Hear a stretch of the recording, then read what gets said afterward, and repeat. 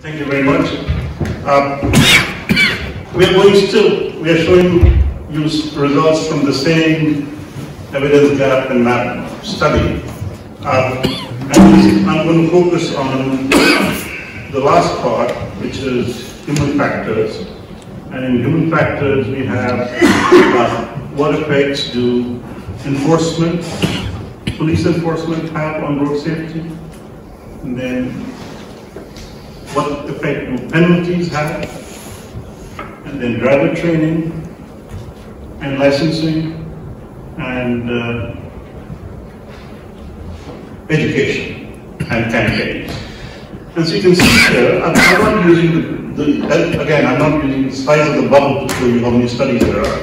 What I'm showing you that each square represents the number of studies. And the results are similar to all the other studies you've seen up to now, except that in effect of human factors, the maximum number of studies are actually on enforcement. And within enforcement, the maximum number of studies are in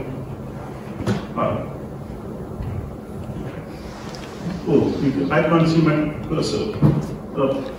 Are alcohol and speed changes. The effect of enforcement and others on alcohol use and speed.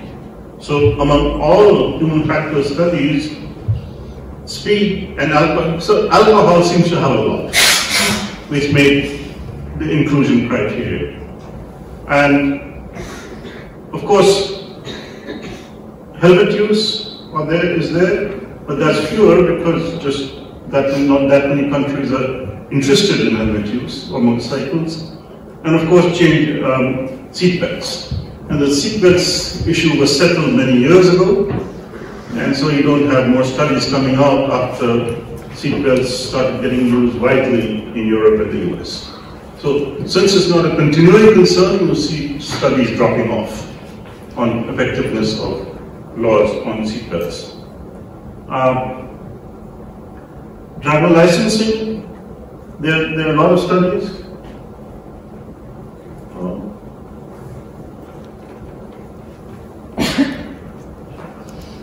Training, and what I'll show you later, though there are a lot of studies, what was mentioned earlier, there's actually no evidence that driver licensing and driver training reduces deaths significantly. And there are other advantages. For example, licensing has a great advantage because you restrict driving below a certain age, and that's the best advantage or benefit you get from licensing. It's just restricting age. There's not a very good study, but there was a study from statistics from Ireland and North Ireland, Northern Ireland, and a lot of Ireland, some other social problems. So they couldn't give driving licenses for 2 or 3 years, and nothing changed in the number of deaths. But that is not what we call a scientific study, so we can't use it or include it. But we have such evidence from other places. And if you look at the data, it's the same. That is, very few studies from lower and middle income countries, and most from high income countries, and everything. I'm going to go through it very quickly. And same thing with Europe and North America, which is green, has all the studies, and almost no studies from South America, Asia, and Africa. And this is,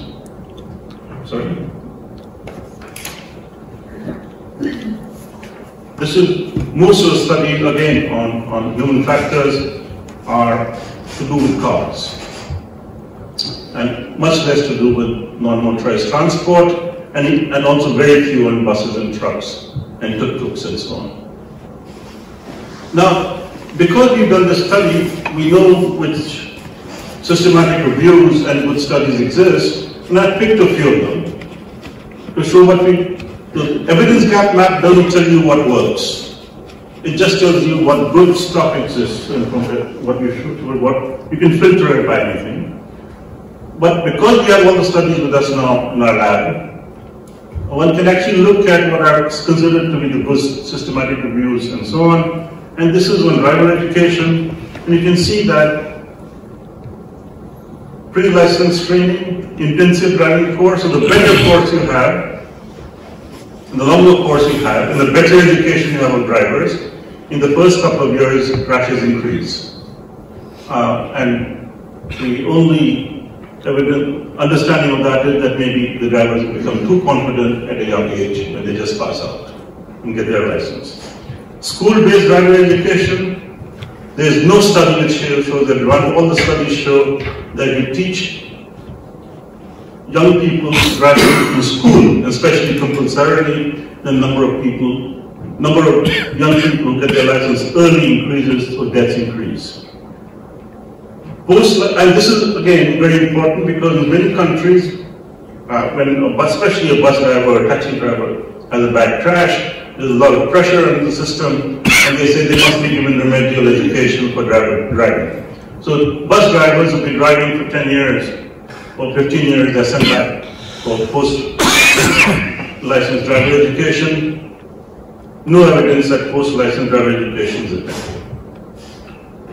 30 years ago, I think more than that, the Insurance Institute of Highway Safety in Washington did a study, and we didn't see it, maybe it wasn't in a journal, in our collection, which showed that suppose some countries remove a driver if they have a bad fatal crash from driving a bus. And though the driver has 10 years or 15 years experience, if you remove that person from the system, their study showed that the chance of the same driver having, unless he has some other psychological or alcohol problems, which is separate. If that driver does not have psychological alcohol problems, and you remove that driver from driving, and since the probability of the same driver having another fatal crash is low, since you remove that driver, you replace that driver with very few years of driving and new driver. So by removing a driver who's had a fatal crash and substituting the driver with a young driver, that very, very old study showed that you might increase the number of fatal crashes. But I didn't see that study coming into our collection. And motorcycle driver training consistently shows,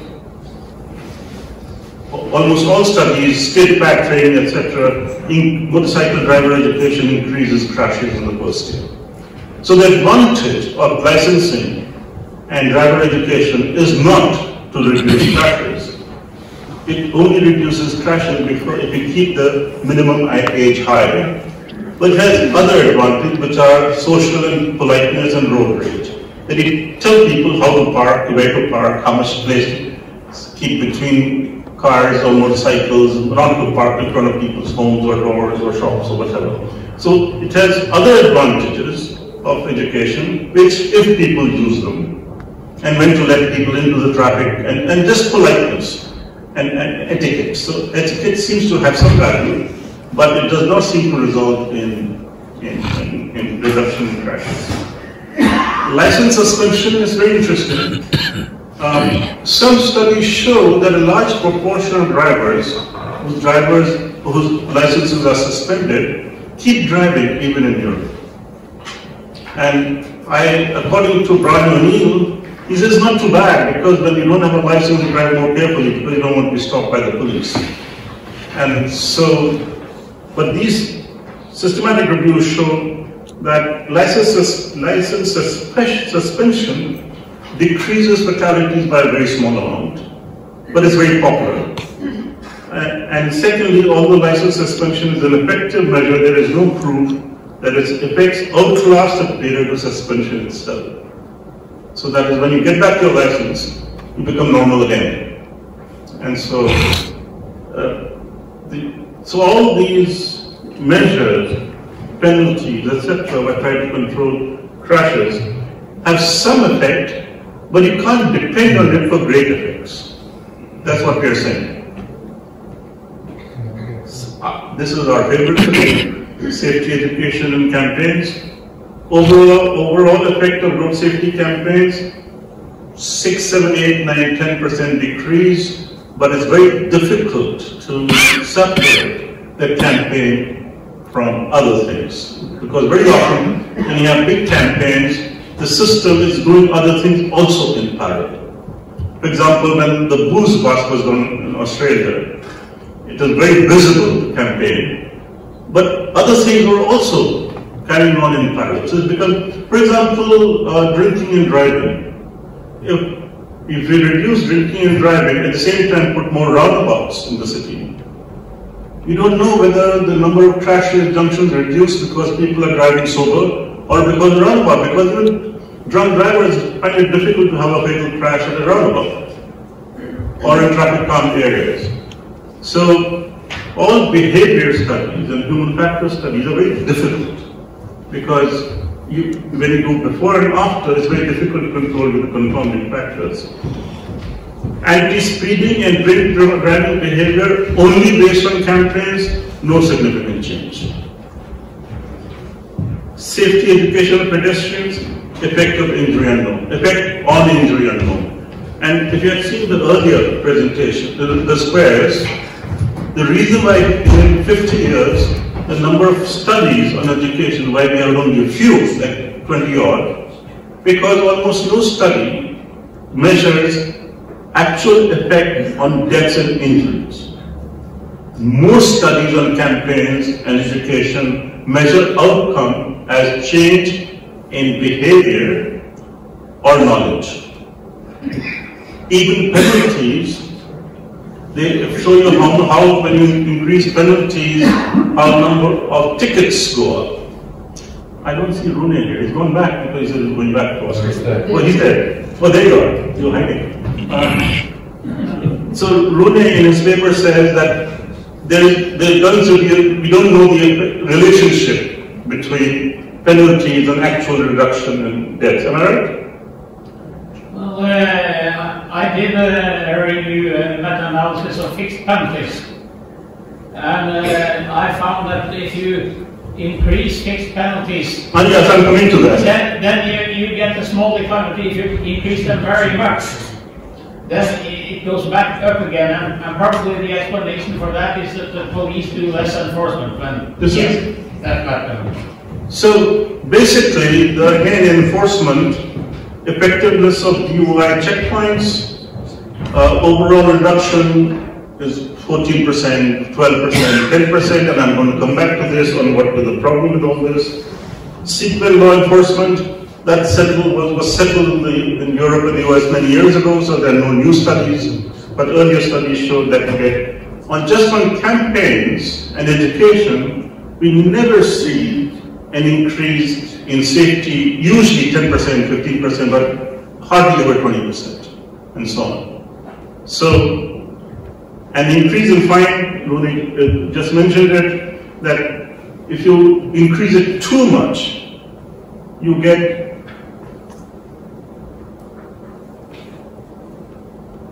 no change if the increase is little, up to 100%, reduction by 15% only. And if the fines are increased by more than, if you increase fines suddenly more than 100%, you get an increase in fatal crashes. Right? So this is exactly opposite of what most studies from here, or many studies from here in our country claim. I just want to focus on this curve, which Matthias Kunstra produced a long time back.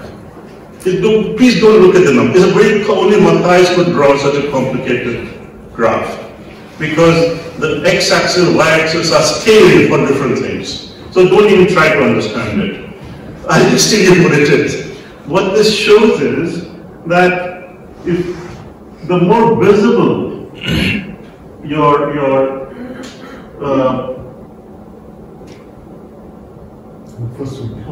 violation, the more visible your violation, you need less police enforcement, and less visible your violation, drinking and driving, you need more enforcement. And you put numbers to it. And this is the only scientific relationship I've seen in the last 100 years between enforcement numbers and violations. Sorry, level of enforcement and violation. They have very, very few. Everyone says, do this enforcement. No one tells you how many policemen, how many cars to be checked, how many people to be checked. There is no information. So when you tell a government that enforce this law, drinking and driving law, there is nothing behind it. So when a government stops 10 cars a day, they say they're enforcing it. But there is no science available which tells you exactly that in different situations, when does enforcement work, at what level. And I want to show this for drinking and driving in OECD countries. What's interesting is, if you look at Sweden, the enforcement for about 1,000 inhabitants is 287 per year. And estimates of share of alcohol in mortalities is 25%. But if you look at Austria, it's only 87, and they have a better, a smaller number of people involved in drinking and driving fatalities. Again, I don't know how good these numbers are. All I want to focus on this slide is that we don't know how many people should be checked in different countries for enforcing anything. And this is a serious lack in science, and we pretend we know. And that's the worst part. How do you tell a country who's not doing something what to do if you don't know? And I'm not talking of developing countries, I'm talking of Europe. Europe doesn't know. So, what do we do when you have, what questions do I have after looking at all these studies for human factors? It's very interesting that the risk factor of dying on a motorcycle in Europe and the US compared to a car occupant ranges from 10 to 25. So if 90% of the vehicles in Vietnam are motorcycles, then their death rate should be at least 10 times the rate here. But according to all statistics available, it's not 40 or 80. It's less than that. So what's happening? Secondly, I think this is a grave problem on our part, that here, suddenly, after 20 years of everyone and his brother and all the agencies being put 30 years in Vietnam and promoting helmet use, which didn't happen for 25 years, suddenly in the last 4 or 5 years, everyone is wearing a helmet. Now, if I was in charge of anything, the question is, what has the government done that this has happened in the, and Vietnam is poorer than India. How is everyone wearing a helmet in Vietnam, including on rural roads? I think this deserves a major, careful, serious study. And it's not a dictatorship of a small country. So I think the science will benefit if we are able to understand how was this done and why. So, and it's happened in the last 5 years. It didn't happen earlier. Now, you can see, maybe not, but the large number of them, when I was there, wear hats. And I think there's a very good lesson from Vietnam. You know, communist people seem to be quite decent about these things sometimes. So I asked one of the people there, that what are you doing about all these people wearing hats and not proper helmets? So he says, comrade, don't bother us just now. They're at least wearing something. If just now I force them to wear your good helmet, there will be a rebellion and I'll have to withdraw the law. Let's wait. Now, that's good science. Let them get used to it, and that's what's happened in Delhi. The helmet law was enforced in Delhi 18 years ago. No one was wearing a full-face helmet. We didn't make a big deal. Over time, almost everyone is wearing a full-face helmet. And so we have to be careful in what we do. Tanzania. If you drive from Tanzania on the main roads, every village has this sign of 50 kilometers speed limit on their rural highways, has speed bumps. And there are 2 or 3 policemen standing in the white uniforms in every village. And this is hundreds of kilometers. And I think it's very important for us to understand what has, if it's been done on such a large scale, what has happened. So, similarly, thousands of speed cameras have been put up in Iran, China, and so on. Why is no one studying it? Thousands of speed cameras in Iran, thousands of speed cameras in China. And we keep talking, no, they're not, nothing is happening. How can we study it? I don't think it will take $500,000 to study what's happening in Iran, or in China, or in Tanzania. Millions of speed humps have been put up illegally in more than 500,000 villages in India. What has it done? Without government spending a penny. If speed humps are effective, it may be 500,000 speed villages with speed humps may be saving 20,000 lives, 30,000 lives without the government spending a single penny. Why can't we study it? So, I'll end with what we really need to do is what we have to really find out, not for developing countries but for everyone, what is the level of intensity of enforcement needed for different violations in different places. Research methods for understanding this, which are quick and effective and scientific. What do you do for speed enforcement on expressways and highways? Should penalties be set at some proportion of professional drivers' wages? And I think, according to my non-scientific understanding, the penalties start in reasonable places at 50% of the daily wage of a taxi driver. And enforcement methods for high-density pedestrians and motorcycle communities, where we have a lot of pedestrians and a lot of motorcycles for you to enforce. And what will it take for international agencies to provide intelligence-based interventions? Thank you very much.